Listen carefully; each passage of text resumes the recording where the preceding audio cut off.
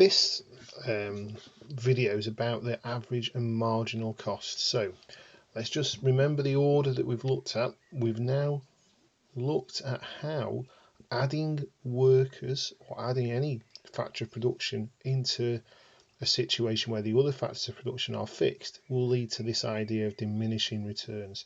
So at first the output will increase, then it will slow down the rate of increase and potentially even become negative.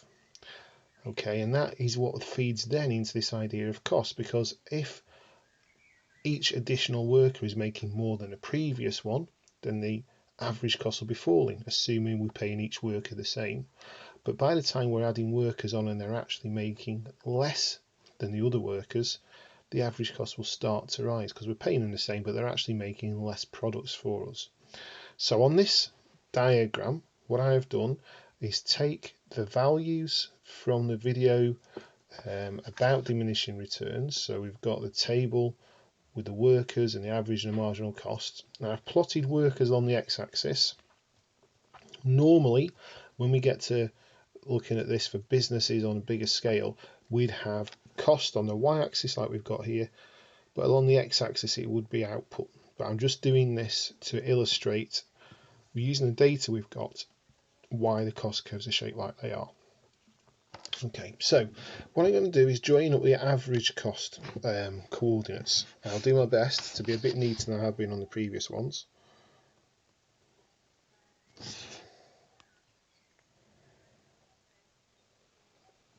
Okay, so that gives us the average cost curve. You can see it's a U shape, which is what I talked about before. Average costs fall quite sharply, then they fall a little bit, then they level off and they start to rise again. Okay, and if we join in the marginal cost, and again I'll be as neat as I can, marginal costs fall and then go steep and rise exponentially over there. That's not very neat at all, is it? But you get the idea. The marginal cost is a much steeper U shape. It falls, then it goes back up much steeper than average cost. And it will cut through average cost at the lowest point. Okay, again, if you had graph paper, which I'm not expecting you to have at home, but if you did have graph paper and plotted this data, those curves would be a bit smoother, but the concept will be the same. Marginal cost falls sharply and then it increases sharply, and as it cuts through the bottom of the average costs, the values, marginal costs, Y value in pounds, at any point to the right here, any point to the right of there, marginal cost is greater than average cost, so it will pull average cost up. Any point to the left, the marginal cost is lower in Y value than average cost, so it's bringing average cost down. That's why they're related like that.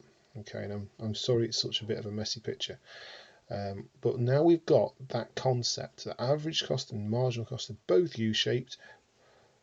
We can put that together with the average and marginal revenue curves from before, and we're now ready almost to go on and start doing theory of the firm market structure work, and we'll start that with perfect competition. So we've got our building blocks now. We're not going to have to plot these accurately ever again, just doing that so you can see where they come from. I don't want to say this is what they look like, off you go. So we don't worry about plotting them accurately. We will be using these as sketch shapes from now on. Again, if there's any questions, email me. I'll do my best to get back to you. I think you can leave messages on Google Classroom as well. Thank you.